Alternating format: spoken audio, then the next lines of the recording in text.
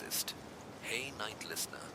Tonight, we enter the shadows, the kind that crawl along rain-slick pavement, slither through narrow alleyways, and press against your windows even when the blinds are drawn. Outside, the street lamps flicker like old memories, unreliable and stained amber. Inside, it's quieter than it should be, like the air's waiting for something to shatter. If the story found you, maybe it's because you've been followed too.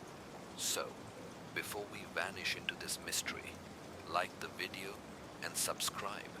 Only if you can handle the truth buried beneath the lies. Let me know in the comments, where are you listening from? And tell me what draws you more, the truth, the thrill, or the justice.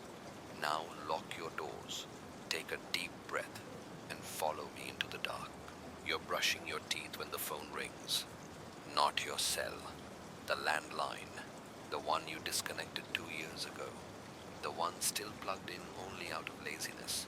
It rings once, twice, 3 times. You stare at it.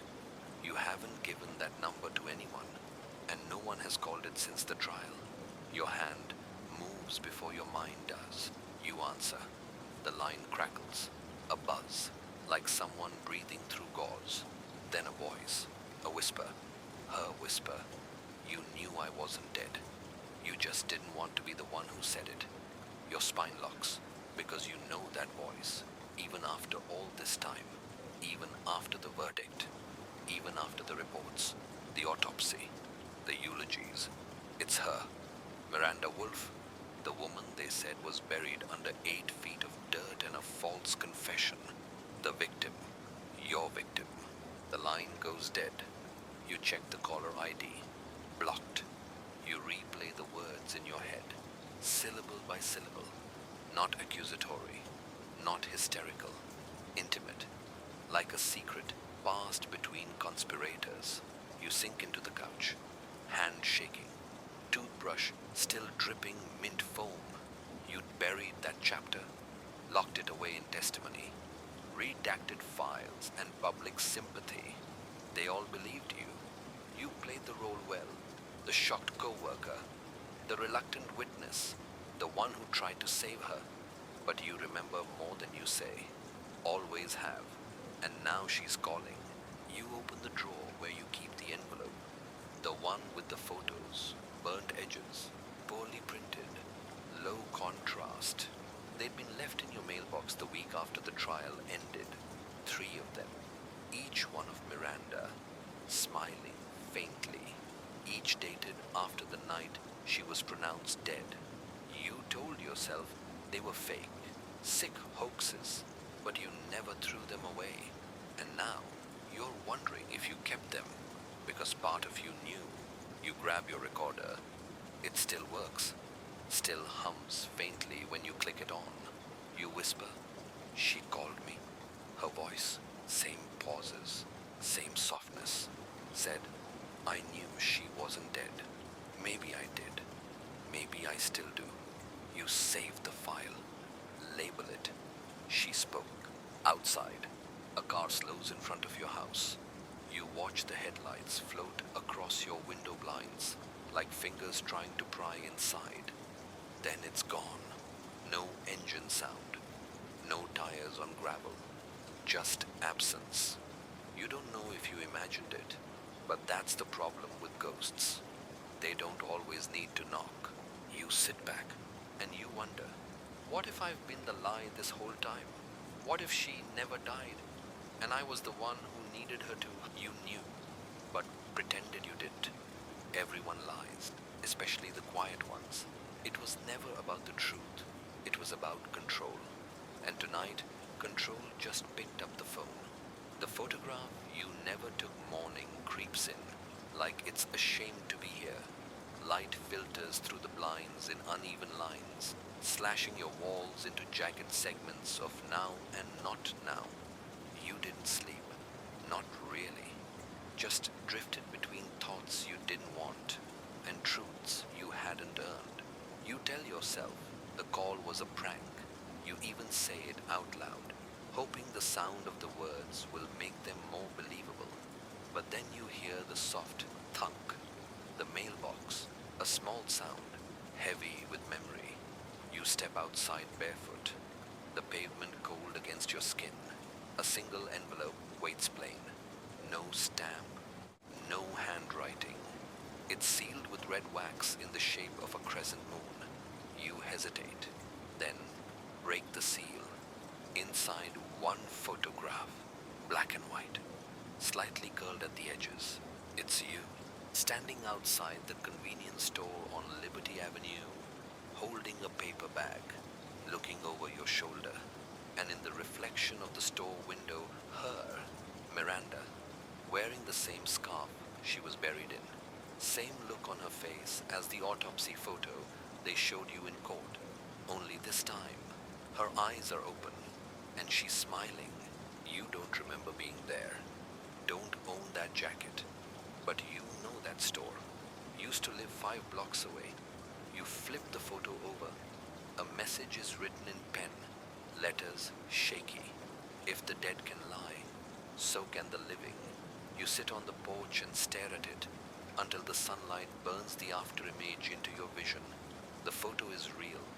The paper, the weight, the chemical scent too detailed for a deepfake, which means either someone fabricated your presence there, or you've been somewhere you don't remember going.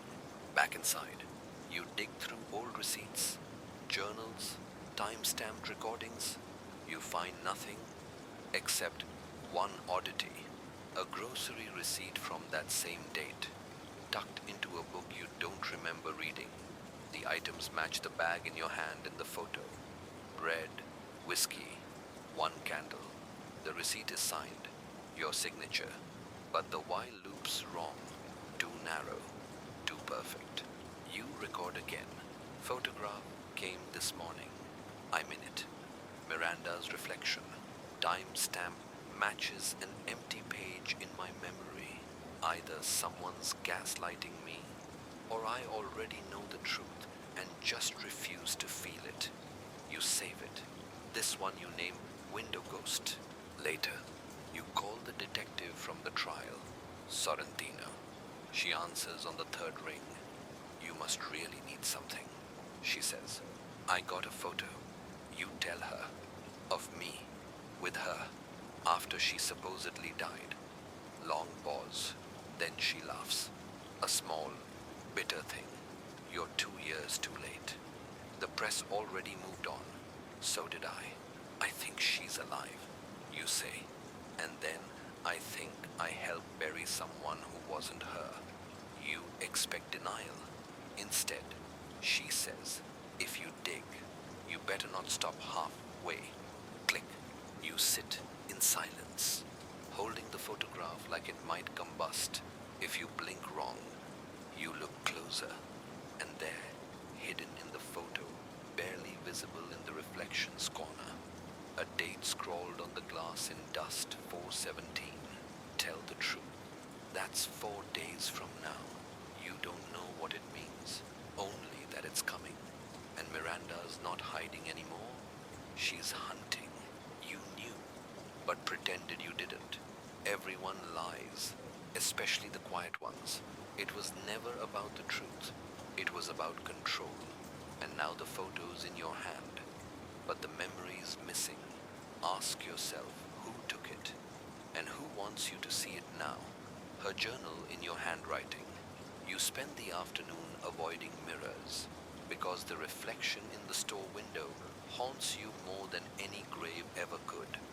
Instead, you dig, literally, in the basement. Behind the wall you never finished sealing. Inside a bin labeled tax stuff, you find it. A red leather-bound notebook. You forgot about it, or told yourself you did, but your fingers know the feel of it before you even open the cover. It's hers, Miranda's. Every page dated, every entry signed with her initials, M.W. You flip through slowly, half expecting to see accusations, stories, twisted to implicate you. But what you find is worse. The first line of the first entry. He doesn't know I've started writing this. You flip to another, He smiles when I lie to him. He always thinks the lies are about him. They're not. Another page, I think he means well, but I also think he's lying to himself and I'm collateral. Then something shifts, entry after entry. The voice in the journal begins to sound more familiar, too familiar. The sentence structure, the cadence, the way she uses em dashes and writes the word pause when she means she stopped speaking. It sounds like you, not just you, the reader, you, the writer. You grab your own journal, open it to a random page. Same loops, same angle on the E, same long hook on the G. You compare both entries side by side. Her words, your hand. You don't remember writing any of it. You don't remember reading it either. But part of you wonders if that's the point. Miranda always said you were too good at forgetting the things you didn't want to feel. Maybe she helped. Maybe she made sure the version of you she left behind would feel everything, even if you had to become the villain to understand her truth. You flipped to the last page, only one sentence, written in mirror script, reversed right to left. Ask the recorder who it really belongs to. You grab your device, press play. The most recent file window ghost. You expect your own voice. What you hear instead is hers. You lied to them to protect me, but when I stopped needing protection, you stopped being the hero. So you changed the ending. You wrote it your way. Now it's my turn to write you back. You drop the recorder, pick it up, replay the file. Now it's your voice. Normal, calm, unremarkable. You fast forward. Nothing unusual, except a sound barely audible beneath your words. Scratching, a pen across paper, writing as you speak. You turn back to the journal. The ink on the final page is still wet. You knew, but pretended you didn't. Everyone lies, especially the quiet ones. It was never about the truth. It was about control. And maybe this whole time, the story you've been telling yourself wasn't written in ink.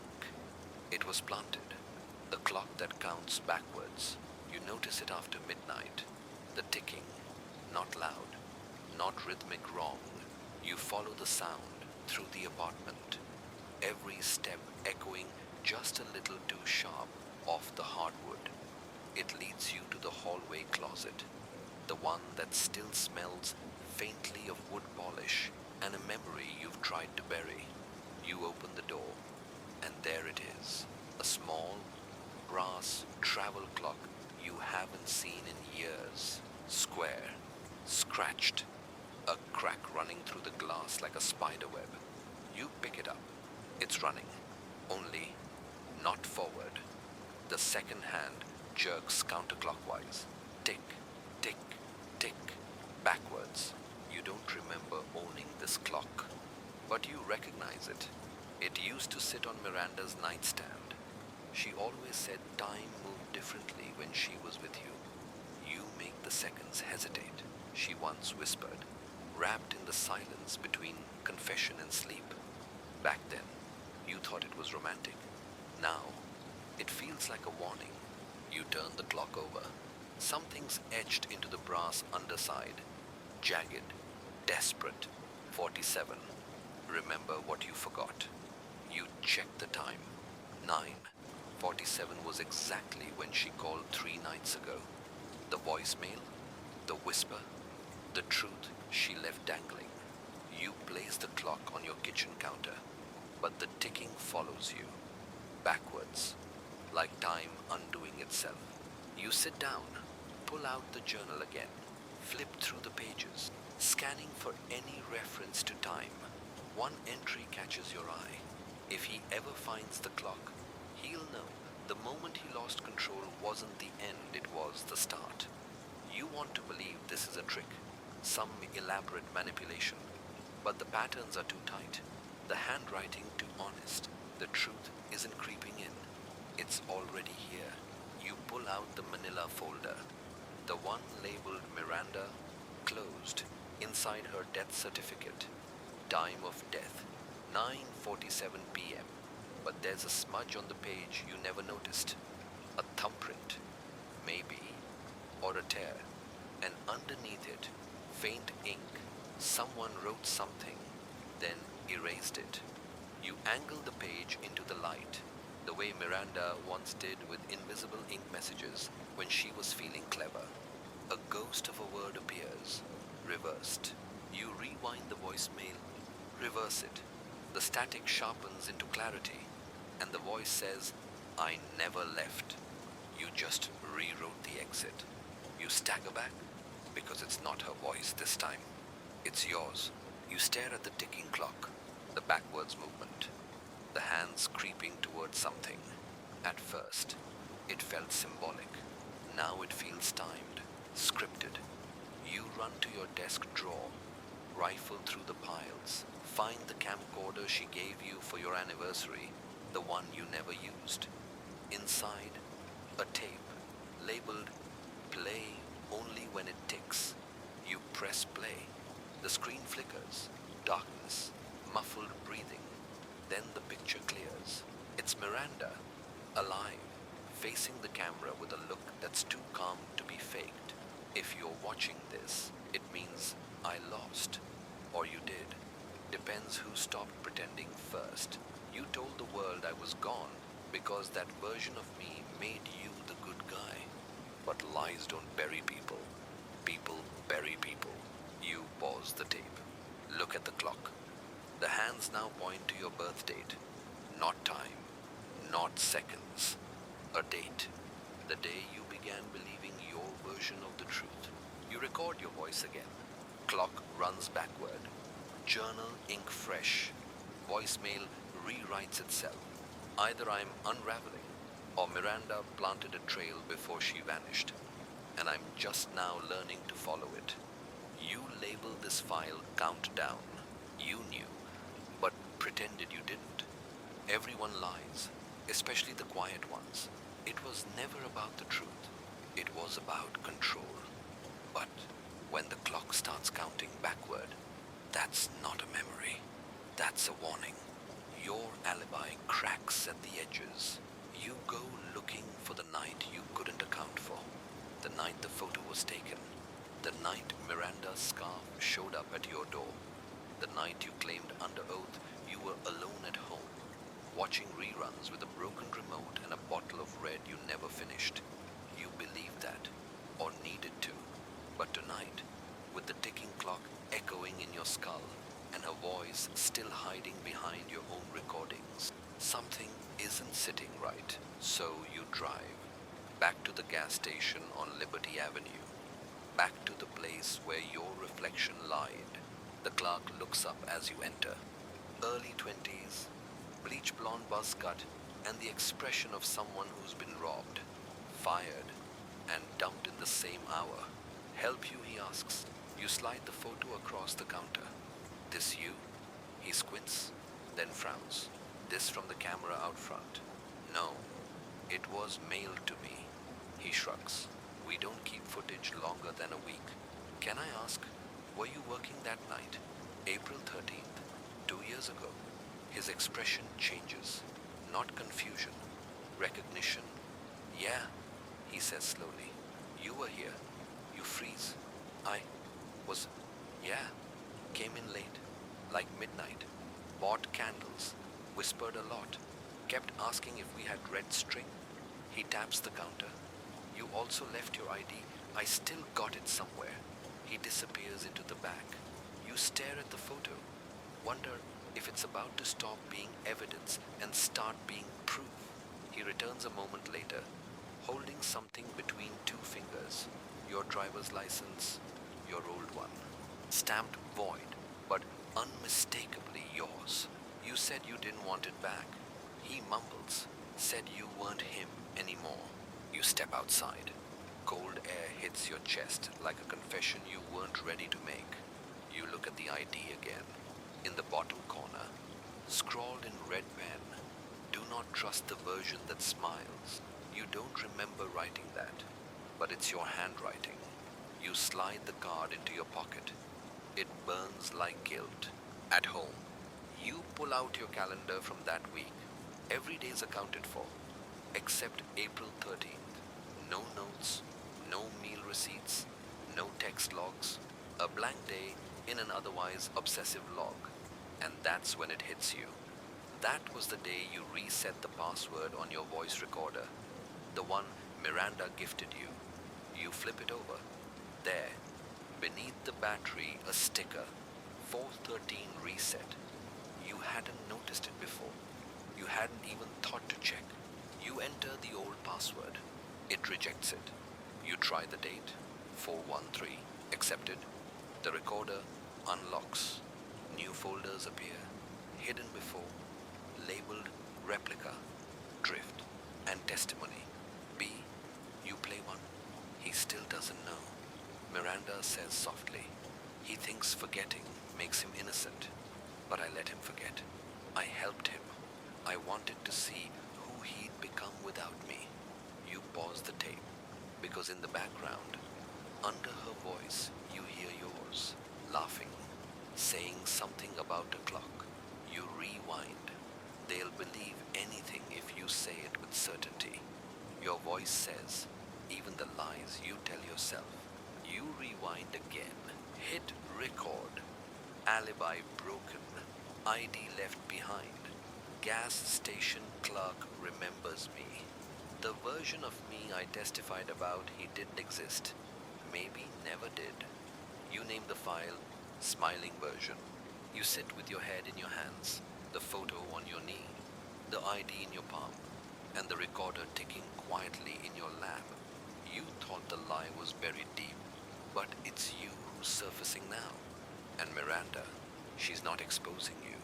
She's resurrecting you. You knew, but pretended you didn't. Everyone lies, especially the quiet ones. It was never about the truth. It was about control.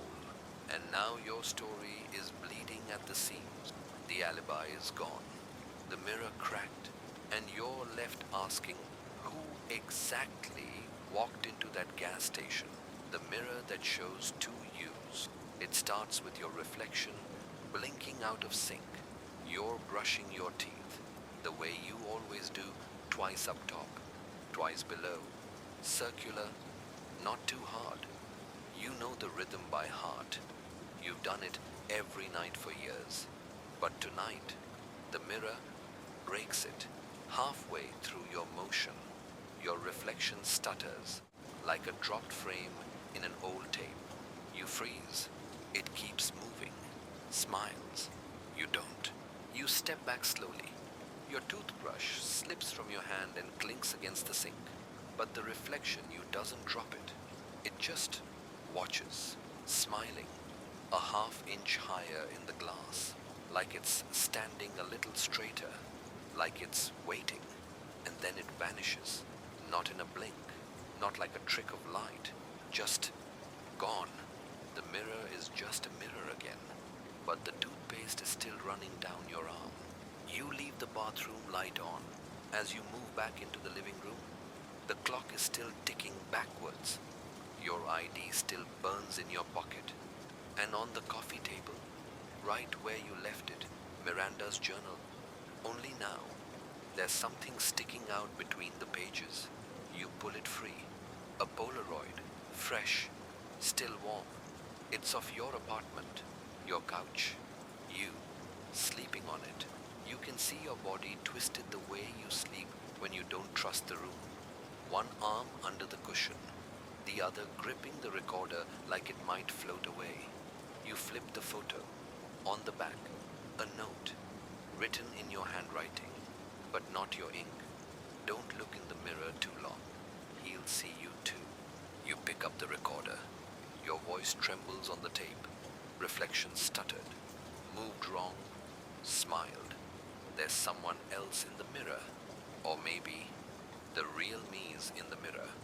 Maybe this version, this one that lied, testified, denied was always the shadow. Miranda knew. Maybe she didn't run from me. Maybe she ran from him. You pause. Hit record again. Or maybe that's the lie I'm telling now, because it's easier to believe in a monster I might be the one who created him. The mirror in the hallway catches your eye as you walk past, just for a second. A flicker. You freeze. Back up. Look again. Your reflection looks normal. Same posture, same eyes, until it slowly raises one hand and waves. You don't. You slam the door, cover the mirror with an old towel. You sit in the dark and stare at your hands. They're shaking. But what scares you more than the tremble is that it doesn't feel unfamiliar. You recognize the way this version of you is unraveling, like it's happened before. You grab your notebook, start writing, but the words feel forced, like you're tracing lines someone already carved. You flip to the back page. More handwriting, more mirror script. You hold it to the bathroom mirror, avoiding your own reflection. It reads, "Only one of us can survive this truth." You drop the notebook and hear laughter, distant, from inside the walls, or maybe from the mirror. You turn the recorder back on. Your voice cracks now. I'm losing track of who's narrating this. Am I the man Miranda ran from? Or am I the one who stayed behind, trying to become someone new? There's no clear answer. Only that one version of me lied, and the other is still lying. You knew, but pretended you didn't. Everyone lies, especially the quiet ones. It was never about the truth. It was about control. And tonight, the version that smiled just waved back. A stranger who knows your secrets. It's boring. Rain slaps the windshield like it's trying to erase you from the road. You drive anyway, somewhere between instinct and desperation, because sitting still means waiting for the reflection to blink again. And you can't handle that. Not tonight. You head toward the only place that ever felt neutral. The old bus depot near Crossline. You haven't been back in years. It's where Miranda used to vanish for hours, pretending she was going somewhere, anywhere, while really just sitting on the benches, watching people leave. You park. You sit in the car for 20 minutes before the rain slows enough for you to move. The depot is almost empty. Just one person on the bench. A woman in a yellow raincoat, hood up, hair tucked. She turns before you reach her. Smiles, not kindly, knowingly. "You always come back to the scenes you rewrote," she says. You freeze. She pats the bench beside her. You sit without knowing why. "Do I know you?" She shakes her head slowly. "You will." She pulls a cigarette from her coat, doesn't light it, just rolls it between her fingers like a coin. "You lied for love," she says, "but you stayed a liar because it felt better than losing her." "I don't know what you're talking about." She leans in. "You didn't kill her. The world seems to go still, but you did something worse," she whispers. "You buried her truth. You stare at her, eyes too sharp for a stranger, too steady for a hallucination. Who are you?" She lifts her head slowly, and for a second, just a sliver of a second, you swear it's Miranda's face. Older, tired, but hers. Then she pulls down the hood, and it's not her. It never was, but she knew to wear that moment, to weaponize it. She hands you a folded page from Miranda's journal. You open it. It's dated the day before the trial began. The handwriting is frantic. "He said he'd protect me, but now he's protecting the version of me that needs saving. I want to speak, but if I do, he'll be exposed, and I don't think I'll survive who he becomes when people know." On the bottom, scribbled hastily, "The lie isn't what happened. The lie is who we pretended we were when it did." You look up. The woman is gone. Not even a wet footprint where she stood. You stumble back to the car. The rain picks up again. It always does. Inside, you pull out your recorder. You're shaking as you hit record. She knew. Someone knew. Either I confessed without realizing it, or someone's been watching me long enough to build a story. One I believed, one I needed, but not the one that happened. If Miranda was silenced, it wasn't by violence. It was by the cost of truth. You hit save, label it the stranger's note, and then you see it. A symbol scratched onto your rear view mirror from the inside. A crescent moon, same as the wax seal on the first envelope. Only now, it's paired with something new. An open eye, watching. You knew, but pretended you didn't. Everyone lies, especially the quiet ones. It was never about the truth. It was about control.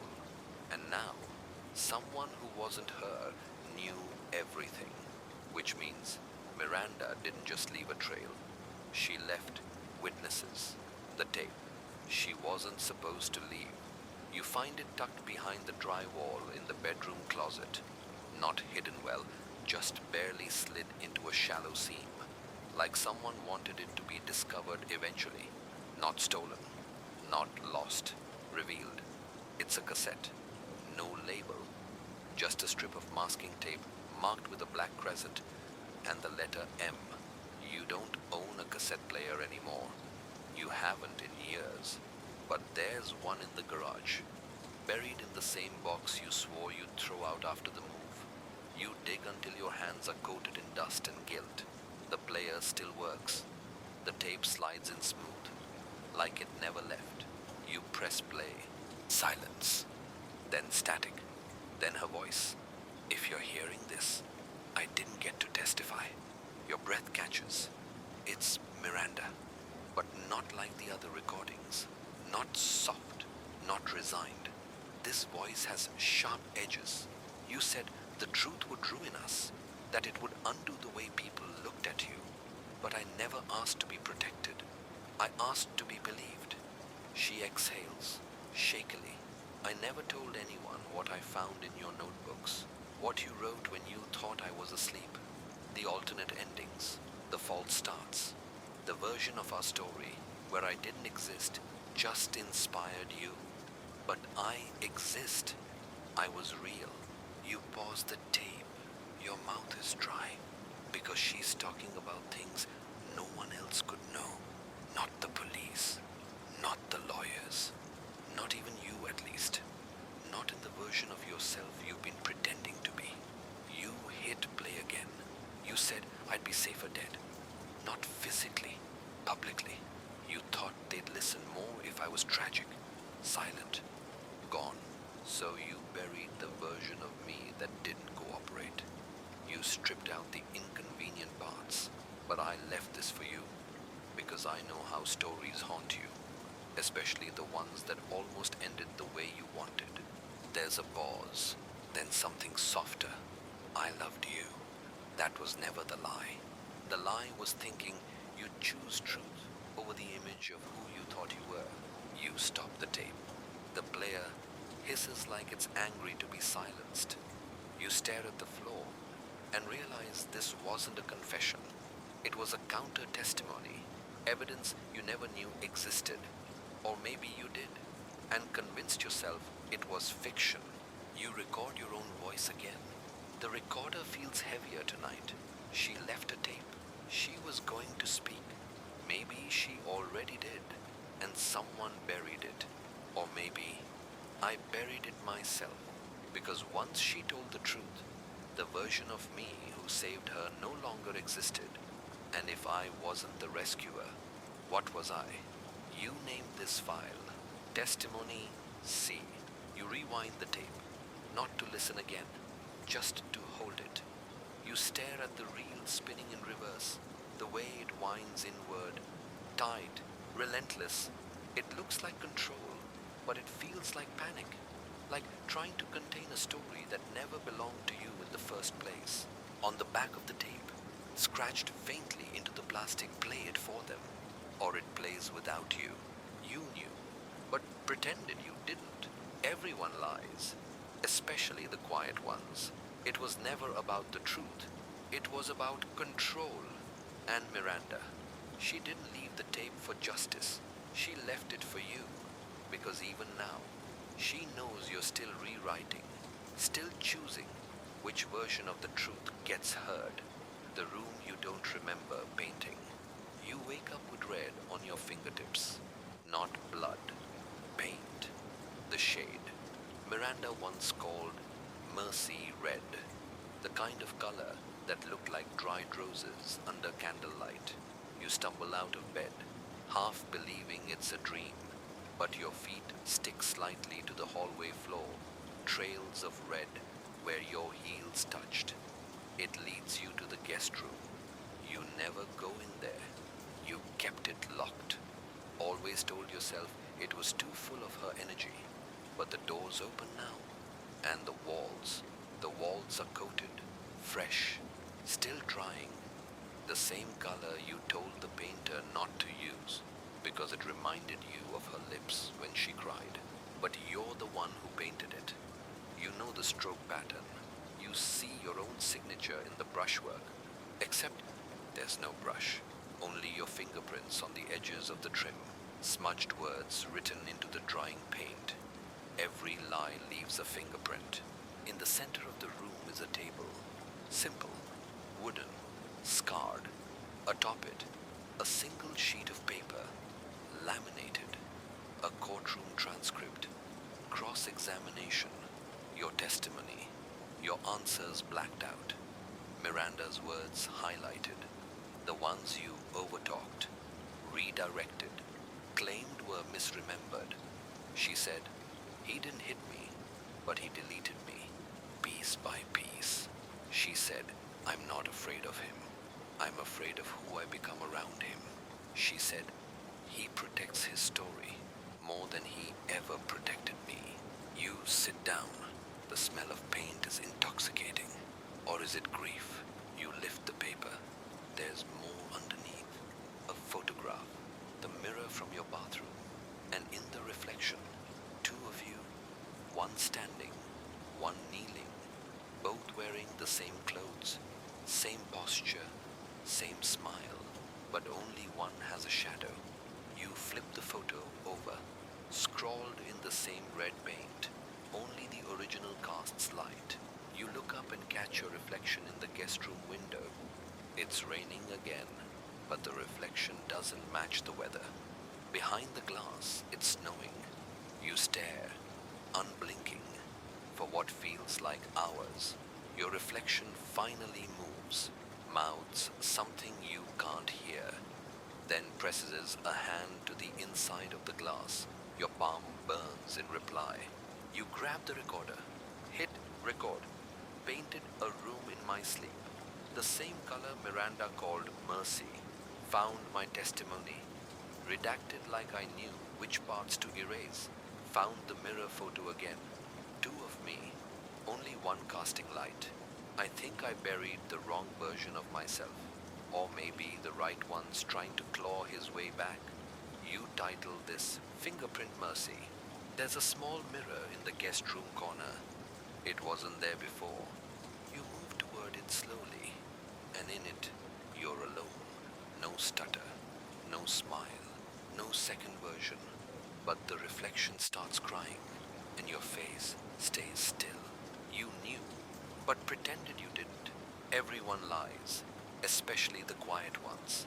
It was never about the truth. It was about control. And this room wasn't painted to hide her memory. It was painted to trap it.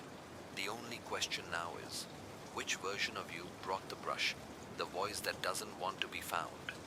You play the tape again. Not Miranda's, yours. Your voice cracks in places it never used to. You sound like someone practicing a confession, but hoping nobody listens. Except someone is listening, because there's a new file on the recorder. You didn't name it. You didn't record it. But it's there. Voice unknown 10. Wave. You hit play and hear breathing. Shallow. Controlled. Then a whisper. You almost found me. Last night. In the mirror. But you blinked. You always blink. A pause. Then again. Quieter. Stop looking for my face. I wear yours better than you ever did. You slam the recorder down. Your hands won't stop shaking. Because that wasn't Miranda. That was you. But not you now. You unfiltered. The version you locked away. The one who knew what happened that night. The one who crafted the lie. You open your laptop. Check the audio logs. The file doesn't exist. Not on the drive. Not in the backups. Only on the recorder itself. You press info. It says, created April 13, 9:47 p.m., the exact time Miranda's death certificate claimed. And below it, a line of metadata, owner unverified narrator. You turn on every light in the house, but it's still dim, like the bulbs remember the lie too. You grab the recorder again, hit record. A voice just spoke in mine, called itself the better version, said I blinked, said I wear its face. This isn't a haunting, it's a hijacking. I think Miranda's not the only one who left something behind. You pause, then say it aloud. I think there's a version of me that doesn't want to be found. Because if I find him, I disappear. You name the file. Narrator should trace. Later, you open the drawer of your nightstand. There's a note you don't remember writing, folded neatly. Your handwriting, but not your phrasing. The narrator isn't always the survivor. You crumble it in your hand, but the ink bleeds into your skin. The words are still there when you close your fist. The clock ticks backward. The mirror hums, and somewhere in your walls, or maybe in your head, the voice whispers again. You're almost at the chapter break. I hope you don't flinch. You flip open Miranda's journal. Nothing new, except one page has started to fade, as if the truth is losing its grip.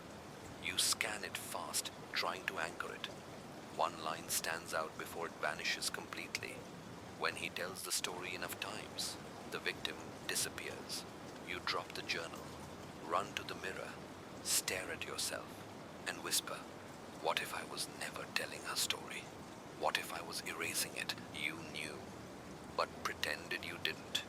Everyone lies, especially the quiet ones. It was never about the truth. It was about control. And now, the version of you that told the story might be the only one who never wanted it heard. The map drawn in invisible ink. You find it by accident, tucked behind the back panel of the dresser drawer, the one that always sticks and groans like it's protesting your touch. A folded sheet of parchment, blank. At first, you almost toss it aside, assuming it's another planted relic from your guilt museum. But when you hold it under the desk lamp, something faint shimmers. You tilt it, angled perfectly. The invisible ink reveals a series of hand-drawn lines, a floor plan. Familiar? Your apartment, but not now. How it looked before Miranda left, before the red paint, before the mirror stuttered and time started ticking in reverse. You follow the lines. A dotted path snakes from the bedroom, loops the hall, pauses in the kitchen, and ends in the basement. You don't have a basement. Not anymore. You grab the flashlight and head to the pantry. Move the cans. Pull back the shelf. There's a latch you haven't touched in years, because part of you swore it didn't exist. But here it is, rusty, reluctant. It clicks open. The stairs beneath groan with a kind of memory, the kind that doesn't come from wood or weight, but from being watched. Downstairs, the air is heavier, not musty, muffled, like the space itself doesn't want sound to escape. You flick the light. It flickers, then steadies. The room is empty, mostly, except for a chair and a tape recorder on the floor. Not yours. Older, worn, covered in faint fingerprints, and behind it, pinned to the wall, is a photograph. Miranda, eyes closed, lips parted like she is mid-sentence. Underneath it, scrawled in Sharpie, "You edited this frame. You played the tape." Her voice, raw and unpolished, fills the room.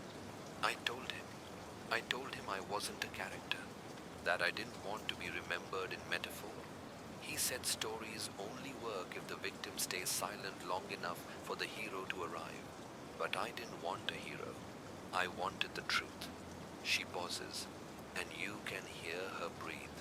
If I disappear, let them find this. Let them see the whole path. Let them know. The lie was never the story. The lie was who was allowed to tell it. You rewind it. Replay that last line 3 times. Each time it hits harder. Because deep down, you know this tape was never meant for police. It wasn't for court. It was for you. And you buried it. You grab your recorder. Miranda mapped the house. Mapped me. She left a voice. Clear. Direct. Said the lie was about who gets to narrate. And I've been holding the pen the whole time. But maybe I stole the ink. You save it as ink theft. Before you leave the basement, you look at the photo again. There's a light pencil outline you hadn't seen before, like someone was planning to draw over her. Erase the softener, replace it with something easier to digest. You run your fingers across her image. The ink rubs off on your skin. You hold your hand up to the light. Invisible again. You knew, but pretended you didn't. Everyone lies, especially the quiet ones. It was never about the truth. It was about control. And Miranda, she didn't vanish. She was painted over. And you're finally starting to see the brush strokes. The confession, buried in applause. The voicemail shouldn't exist. Your phone buzzes around 3:17 a.m. An unlisted number. No location data. No timestamp, just a blinking red icon and a whispering anxiety in your chest. You hesitate before pressing play. The voice that comes through is yours, but not quite. There's too much warmth, too much theater. Ladies and gentlemen, your voice says, let's hear it for survival. Let's hear it for the man who rewrote history with a steady hand and a trembling conscience. You don't remember recording it, but it's recorded perfectly. Inflection, pause, timing, like a monologue rehearsed in private long before ever stepping into light. Then, laughter from an audience you never saw. You scramble to check call logs. Nothing, not even a missed notification. The message came from inside the archive app, buried under system files. You open your recorder. Your hands are trembling. A voicemail from myself. But it wasn't a warning. It was a performance. The audience laughed when I confessed. So who was I performing for? You pause, then whisper into the mic. Maybe the whole time. The truth wasn't hidden. Maybe it was applauded. You save it as curtain call. You flip back through Miranda's journal. On one of the early pages, in the corner, a margin note you missed. He tells stories to avoid the mirror. He needs versions, not memory. You close your eyes because you remember now. The lecture, the book talk, that night at the college auditorium, a crowd, applause, and you. You told them about narrative integrity. You joked about embellishing the woman who inspired it all, and they clapped. Miranda left that night, didn't yell, didn't cry, just walked out. And you told yourself it was about something else, because the laughter made it feel like truth. You check your email. There's a draft folder you never noticed before. Inside a message, written, addressed to no one. Subject line for when they ask. Body. I didn't kill her. I revised her. I turned a woman with truth into a character with tragedy. Because tragedy sells, and the truth raw and unpretty does not. She handed me her voice, and I formatted it. If this is what survival looks like, maybe I chose the wrong villain. You delete nothing. You hit record again. I stood in front of strangers and narrated grief like it was fiction, and they thanked me. They cheered because I made it poetic. But Miranda wasn't poetry. She was an interruption, and I trimmed the sentence. The mirror on your desk shifts. You didn't touch it, but now it's angled perfectly to reflect your recorder. Only the red light is already blinking, recording. Even though your finger never pressed it, you walk over, pick it up. The screen reads, recording audience perspective. You press stop, play it back. You hear a standing ovation, and beneath it, a whisper. He thinks silence means forgiveness. You knew, but pretended you didn't. Everyone lies, especially the quiet ones. It was never about the truth. It was about control. And now you see it. The most dangerous version of a lie is the one told with applause. The photo you don't remember. Taking it arrives by mail. No return address. No stamp. Just a plain envelope slipped under your door. Still damp from rain you didn't hear fall. Inside a photo, black and white, grainy. You're in it. Standing beside Miranda at the trial, not on the stand off to the side. You're both laughing, but you don't remember laughing that day. You remember nerves, tight jaws, sweaty hands. You don't remember joy, and you definitely don't remember anyone taking this picture. You flip it over. On the back, a short note, typed on a manual typewriter. If you can't remember joy, it wasn't yours. You scan the photo for details. There behind Miranda's shoulder, a shadow, not hers, too long, wrong angle, like someone was leaning forward, listening. The shadow looks like you, but you're already in the photo, two of you. Again, you tape the picture to the mirror. It doesn't reflect, it absorbs, like it belongs there, like it was waiting to return. Later that night, you hear the shutter click. Not once, not from your phone, from the hallway, like an old camera with a real flash. You step out. Nothing, but there's a Polaroid on the floor, still developing. You kneel. Wait. Your hand shakes as the image comes into view. It's your back, standing in front of Miranda's grave, wearing the coat you buried last year, the one you swore never to wear again. You flip it, a note in smudged pen.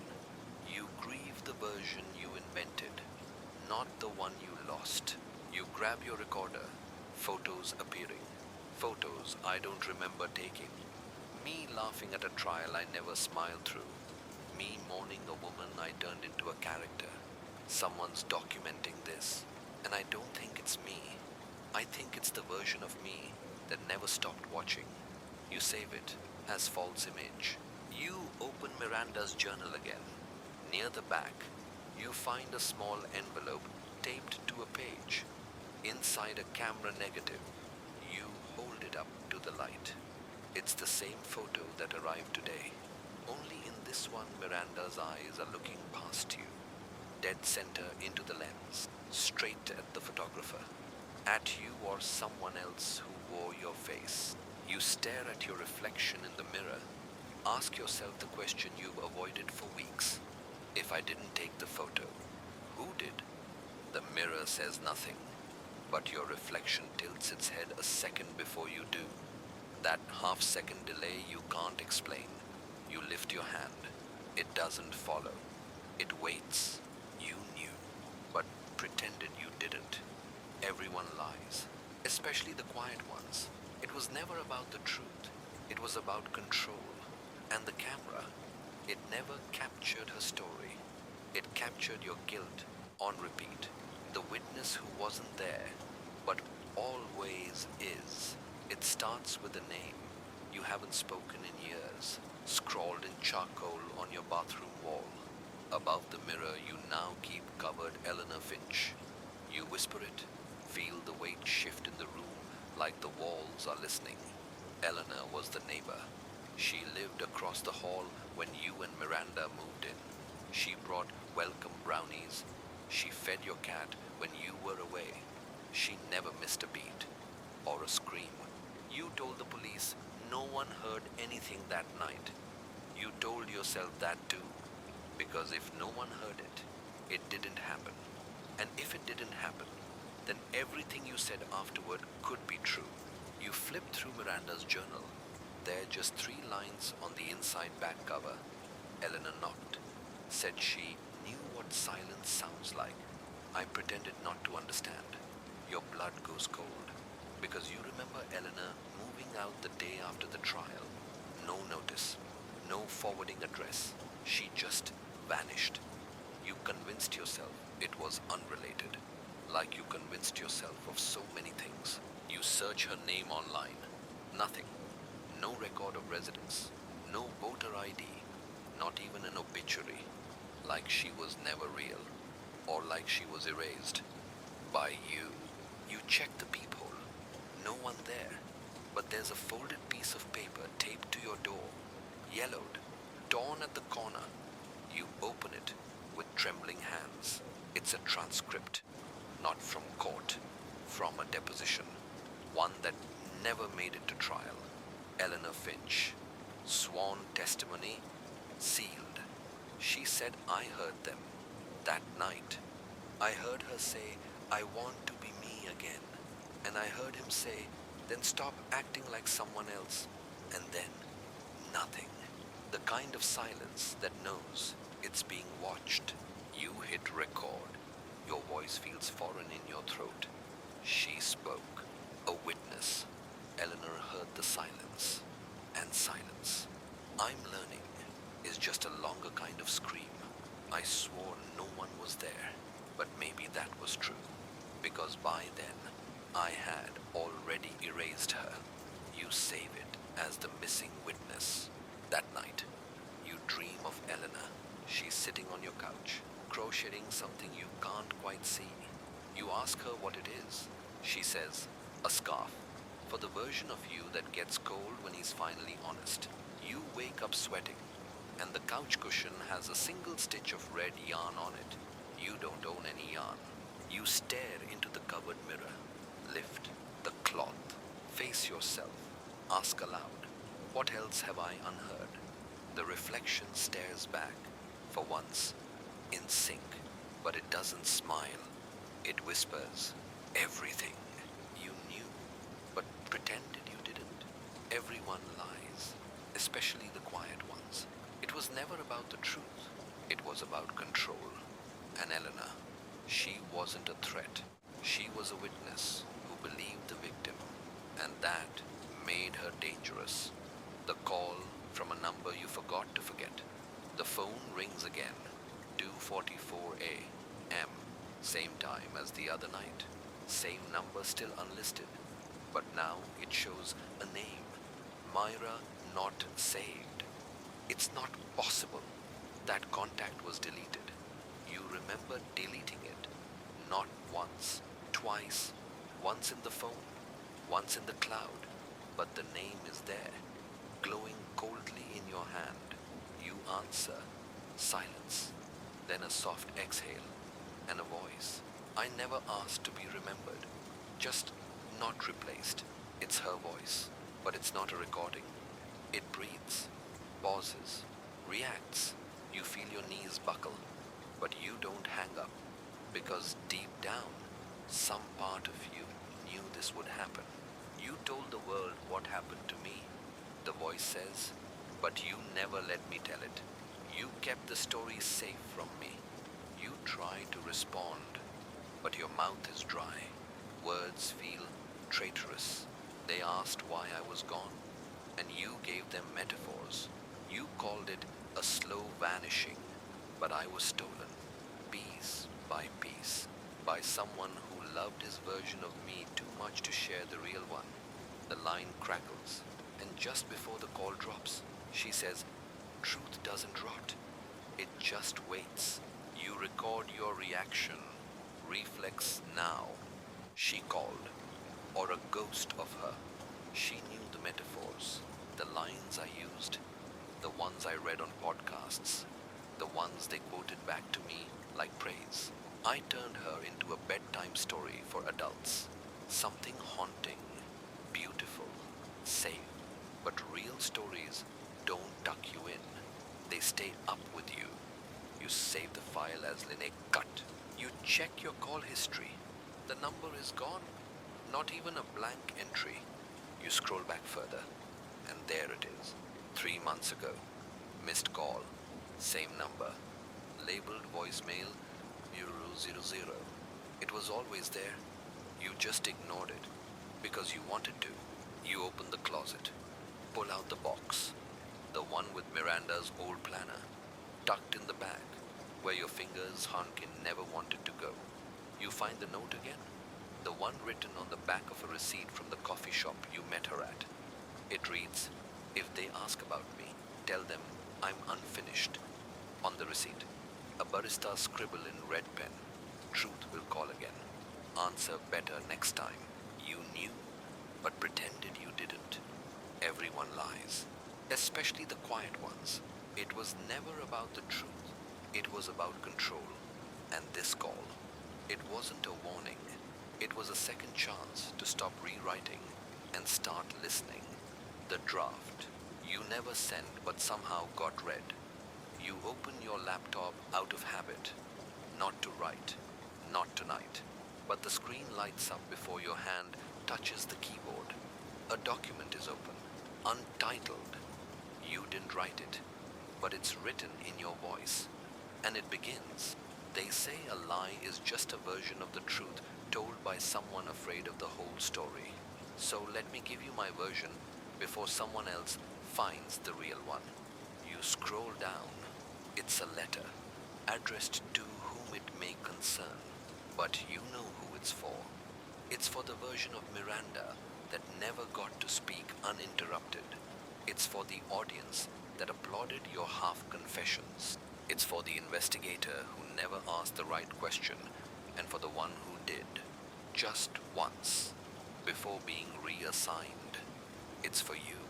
The draft includes quotes you never said aloud, Miranda's real words, not the ones you trimmed for podcasts or slipped between literary devices.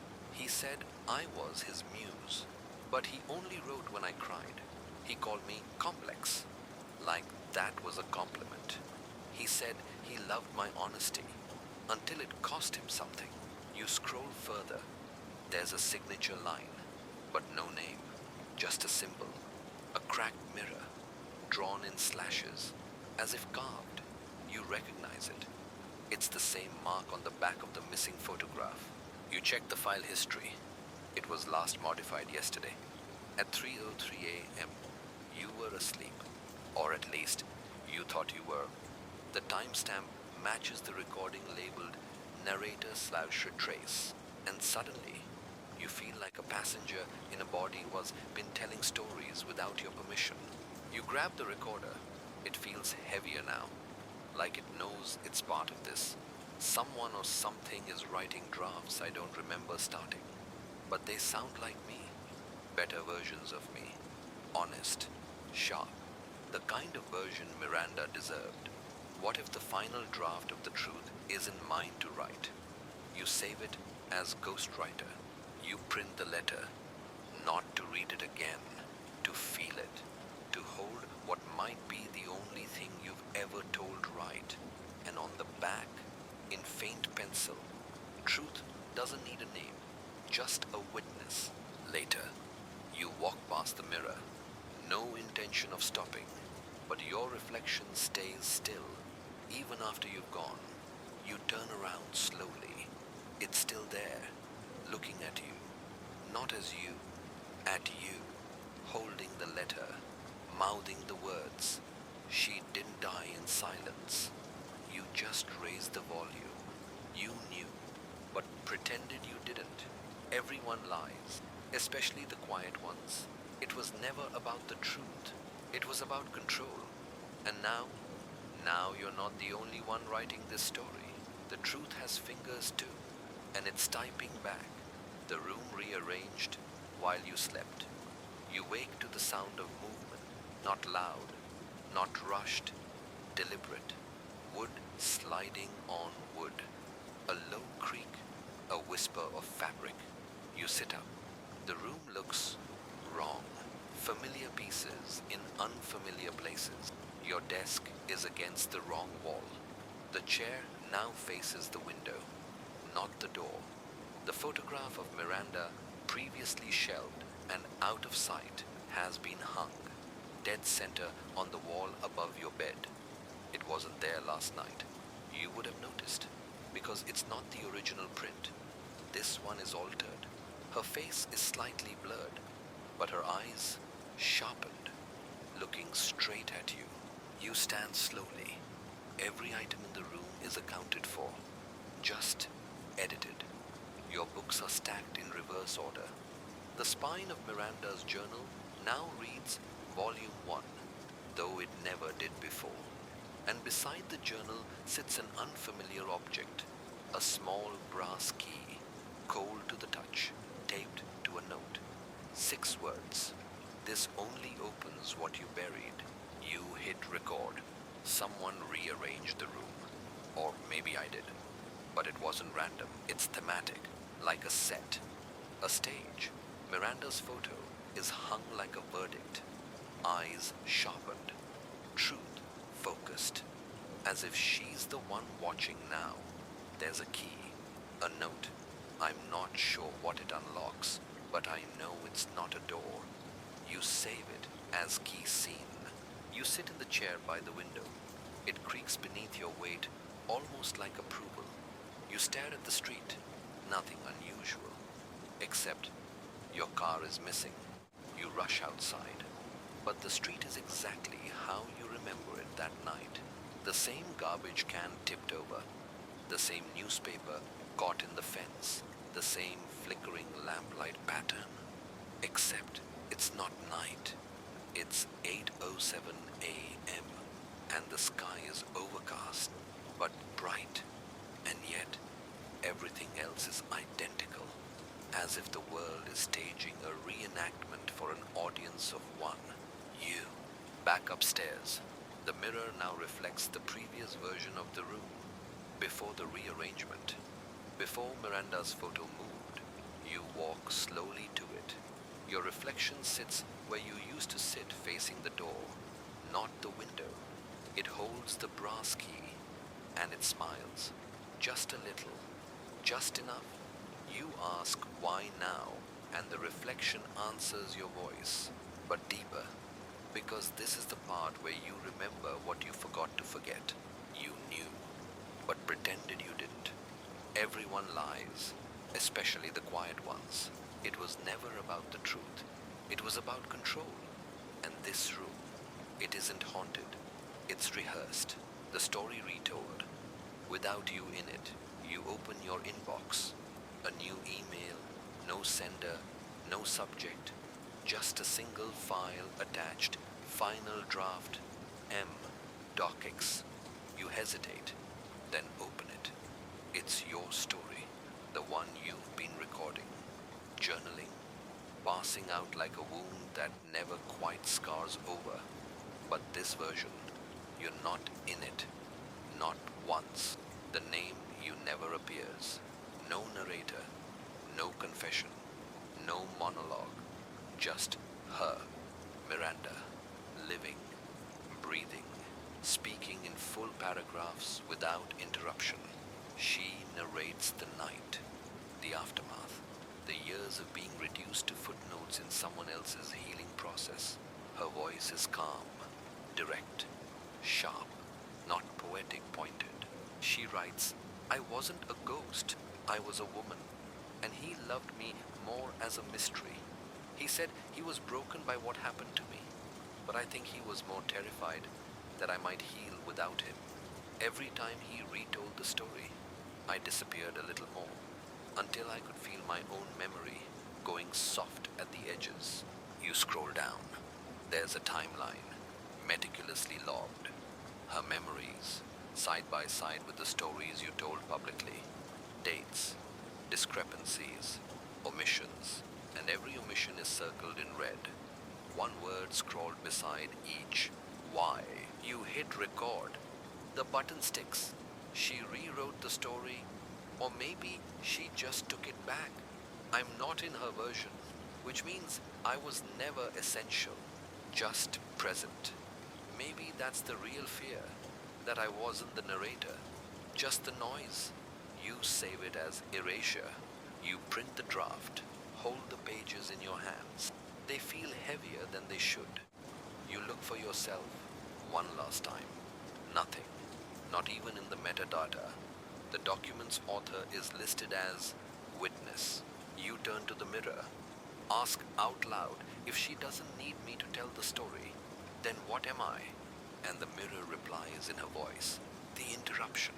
Later that night, you find another note taped to the recorder. Short, typed, centered. When you remove the narrator, the truth gets louder. You knew, but pretended you didn't. Everyone lies, especially the quiet ones. It was never about the truth. It was about control. And the final version of a story doesn't include you. And that's how it should be. The evidence you thought you burned.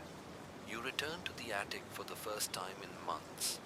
Not because you're looking for anything, but because the air in your apartment has started to feel staged. Like the scent of guilt is too curated now. Upstairs, the dust welcomes you with indifference. You climb the ladder, flashlight in one hand, the brass key in your pocket. The light sweeps across forgotten boxes, old furniture, the skeletons of past selves, and then, at the far corner, where the floorboards bend inward, a fireproof case. You know it instantly, because you buried it once and swore it had been destroyed. But here it is, unmarked, unburned, unopened. You insert the brass key. It clicks like it's been waiting. Inside a manila envelope, a USB drive, a crumpled scarf, and a cracked cassette tape. You touch each like an archaeologist, afraid the artifacts might dissolve into dust. The scarf is Miranda's. You remember buying it for her, then taking it back in anger. You told yourself she lost it. The cassette labeled original statement, uncut. The USB labeled only with a single word. Again, you descend the attic stairs and plug in the USB. There are 6 files, each titled with a date that means nothing to you at first, until you cross-reference them with Miranda's journal. Each one aligns with the night you denied remembering or pretended never happened. You play the first audio file. It's Miranda's voice, calm, scared, undeniable. She's narrating everything.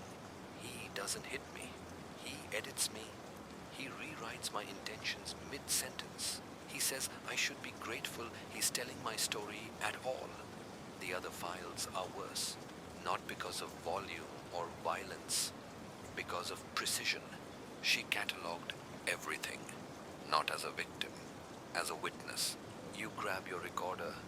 Your voice comes out in pieces. I called it grief, but it was curation. I built a museum of her suffering and sold tickets. The evidence is real. Not buried, just archived. You save it as artifacts. You press play on the cassette. It's warped, static, heavy. But Miranda's voice cuts through like lightning in fog. If you're hearing this, it means the story came full circle. And maybe you've stopped performing. Maybe you're ready to listen. If not, stop now. You're not ready for who you were. The tape ends with silence, but not static. A kind of waiting, like there's still more. But it wants you to speak first. You knew, but pretended you didn't. Everyone lies, especially the quiet ones. It was never about the truth. It was about control. And now, in your attic, the control has switched hands. The silence that asked a question. You sit in the center of the room, lights off, phone silenced. Recorder in your lap, the USB unplugged but still warm, the scarf folded, just once, beside you. Miranda's voice lingers in the walls like incense sweet, invasive, heavy, and then, for the first time since this all began, nothing. No footsteps, no misplaced photos, no whisper from the mirror, no second version of yourself trailing behind, just the hum of your breath and a single question hanging in the silence. Now what? The silence is not emptiness. It's anticipation, a pause before the verdict. But this time, the jury isn't made of strangers. It's you, Miranda, Eleanor, every version of the truth you avoided, and the silence. It's waiting for an answer. You finally speak, not perform, not narrate. You speak. I told them stories, wrote metaphors around her bones, smoothed out her corners for the sake of coherence. I wasn't trying to lie. I was trying to survive. But maybe those are the same thing when you're the one holding the pen. You pause, let the words settle like ash, then hit record one last time. Final log. Not because it's over, but because it no longer needs my voice. The truth spoke, the victim spoke, the silence shouted, and me, I listened. Finally, too late for her. Maybe, but not too late for what comes next. You save it as retraction. Outside your window, the rain starts, soft, hesitant, the kind that doesn't wash things clean, but reminds you they are still dirty. You lean back, eyes closed, and listen. No applause, no audience, just the echo of everything you failed to forget. And one final line from Miranda's journal. He wrote me into the ground, but I left the pen uncapped. You look at the mirror one more time. No shadow, no delay, just you. And this time, you don't look away. You knew, but pretended you didn't. Everyone lies, especially the quiet ones. It was never about the truth. It was about control. And in surrendering the story, you gave it back. Word count 194. Psychological wind down. Final fade out. The story ends not with a scream, but with stillness. The kind of stillness that follows a storm, not relief, but recognition. Your heart is slower now. The dark is quieter, but your mind still ticks, replays. You wonder if the mirror will speak again. You wonder if Miranda's voice was ever gone, or just waiting. The house feels heavier, but not cruel, just unfinished. Some doors will never close the way they once did. Some stories leave rooms permanently ajar. You sit in that space now, where memory, guilt, and truth braid themselves into something shapeless but sharp. You're safe here, but not untouchable, because stories don't end. They pause, and somewhere out there, someone is opening a box, finding a key, answering a call, maybe even rewriting you. So for now, turn off the light, lie back, let the silence ask you one more question, then sleep if you can. End of script. Sleep well and watch your back.